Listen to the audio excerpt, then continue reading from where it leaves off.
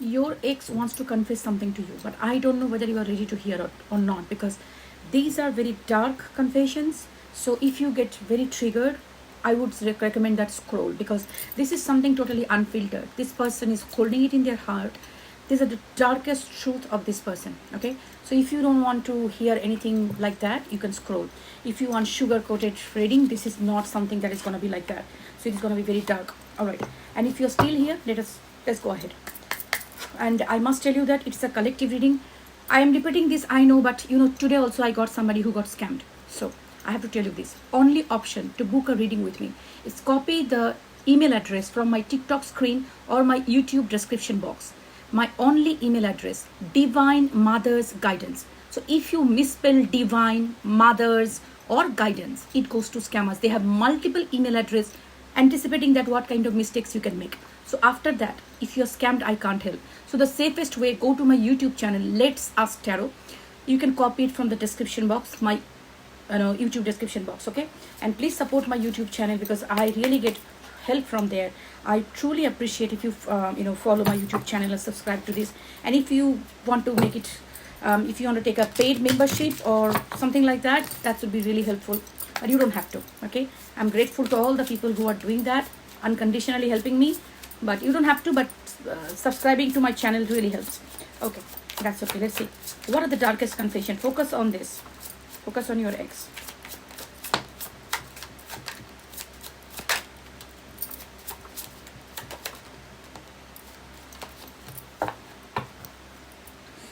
So I feel empty and hollow inside. I cannot open up right now.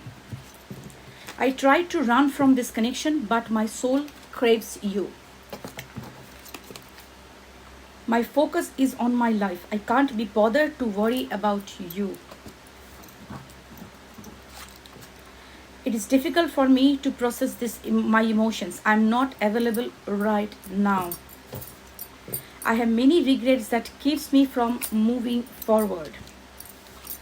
I don't want to be contacted right now. I wish to be left alone. Okay, what I'm getting the cards here, it's a very strong indication. This person is someone who is emotionally not mature. This person lacks emotional intelligence. So why it is happening? Because when we go through some kind of trauma, some kind of situation like a breakup or any kind of a trauma, that trauma processing is very important. All right. So we need to go through this, processing the trauma, release that, and heal from it. But the people who are not emotionally that intelligent, or their emotional intelligence level is less or immature, what you can say them, it's not a very proud for the, oh yes, immature. No, it's not a very good thing, seriously speaking. Those people that's literally struggle to process the emotion. They feel like completely, they just shut down their emotion. What happens? They cannot access their feelings that time. So when they are emotionally so overwhelmed, they try to disconnect from all the feelings and try to shut down. They feel completely empty. All right. That time, these kind of people, they can't access the feelings they have for you, the love they have for you. They can't access that. So this person is going through that kind of, it's a very typical dismissive avoidant type. Look, I'm not a attachment style expert, so whatever my understanding I'm trying to explain to you, you can do more research on this. But the dismissive avoidance are the people, they're more like, there are two type of avoidance, right? One the fearful and one the dismissive. The dismissives are the really Ramarosa. So these people, like when they go through this kind of situation, like they get totally triggered and something like that, what they do is like they just shut down pack all the trauma, put it inside, and they just try to forget that, doing other things. Maybe they just start doing their hobbies, or whatever. They just do start doing overworking. Some of them will do for addiction, some of them will go for third party. What happens? They will not try to access the emotion that they should be like feeling the feelings. No, they don't do that. So that's the thing. So what happens? This is exactly this person is going on right now. Okay. However, even though this is the feeling, the empty and hollow inside, so you might be thinking like, I'm going through so much of pain, why this person is not even feeling the pain? This is exactly it is. They are not feeling it because they have wrapped it up and put it inside. They are just trying to destruct themselves. Okay, they are trying to destruct themselves by doing all those things. Does it mean that they will be forever will be able to destruct? No. because the feelings, whenever you just try to suppress it, it's not, doesn't go away. You just trying to find yourself to think about other things, not to touch it, but this is going to come on the surface. But this is more they suppress it, what's going to happen when you started to heal, when you start to heal and you will start feeling better, these people, that's the time this feelings comes on the surface, and that's the time they suffer the most. So these kind of people, see, this is difficult for me to process my emotions. My focus is on my life. So what they're trying to do, they're trying to focus on themselves. Like they don't want to. Now you will be thinking like, I had such a history of this person. See, I cannot be bothered to worry about you. So you will be thinking, I had a history with this person, 10 years, 15 years, I don't know how many years. How can this person go so cold on me and feel nothing, that they don't even care that I'm suffering here? They can. This is what it is. They can go cold. They can not worry about you, because they are like, they shut down. They don't access the part of their feelings. Like they don't have any access to that. They just block it. That's it. Avoid it. That's why they're avoided. So you thinking like they don't care. They don't really care, because they are not trying to get in touch with that feelings. I hope it makes sense. Now, what they're doing is focusing on themselves by their work or overworking and thinking things like that. While you are suffering, they are trying to distract themselves. But this distraction is not going to work forever. This distraction will, this protection wall or all those things they have done to suppress this feeling, it will come on the surface. And by the time it will be too late, you will probably move on. You will probably, after crying and going through this and that, you will start healing. And that's the time that hits them back. And that's the time that they start feeling overwhelmed and start feeling that, that loss, that they lost you. Okay. So I try to run from the connection. My soul craves it. I believe this is a person who has been, they are in a stage when they will just about to start feeling that loss. Because I have many regrets from moving forward. I don't want to be contacted. But still, one thing for sure, do not contact this person right now. If you feel like, okay, let me just give them a little bit of cushion, let them contact them to make them, I know my person has a lot of ego and pride. Let me just give them a message to just soothe this, like open the door for them, make it easy for them. Don't do it. Because if this person doesn't want to be contacted right now, so if you contact them, they're going to reject you. They're not still in the sense that what they're going to talk to you, they're not ready yet. Do not contact this person, okay? But yes, I feel this person is about to lose their shit. What else?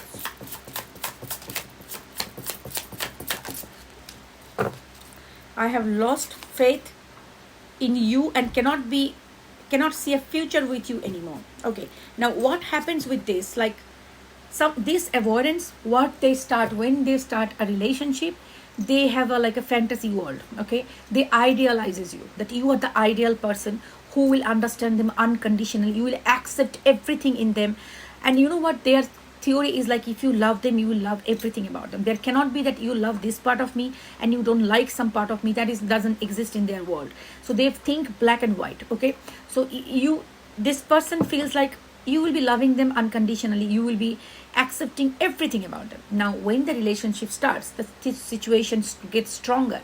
You see that obviously as a human being, there will be, and obviously they have a tendency of pulling back after some time when they feel like, initially it was so good, but now I'm just losing the spark, kind of a thing.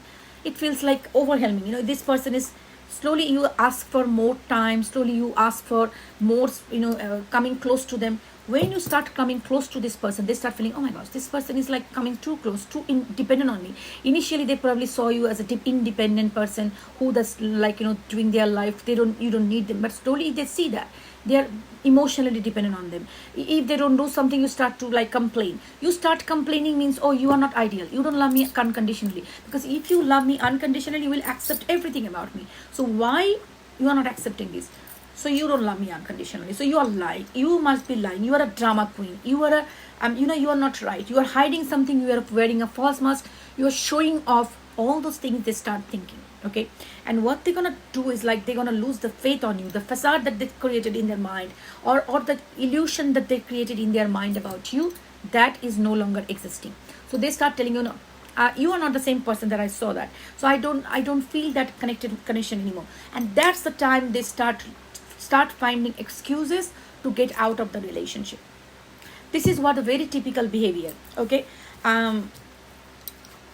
So this is nothing permanent. So when they get out of the relationship, they feel so relieved. Oh my gosh, that drama queen or the dramatic relationship is not there anymore. They were always blaming me, because if you, is the healthiest way, you bring something, some kind of that you say like, okay, I want a little bit more commitment. Let's talk to meet your family, or why you are not introducing me to your family, why you are not posting me on social media, or maybe why you are not messaging me so frequently, why you are doing this. When you ask this question, they say, oh, you trying to tell me I'm not good, I'm not good enough, I'm not perfect human being, I have defects. Because deep inside they feel empty and hollow. Deep inside they have a core belief system that I am not good enough. So that's why they just want to keep a distance. But when you come close and they feel like, oh my, this person is now going to see me, the true me. Now when you already start saying those things that, oh, you are not doing this, you are not doing that, they take it like you are trying to blame me, you are trying to tell me I'm not good enough, I'm not worthy enough.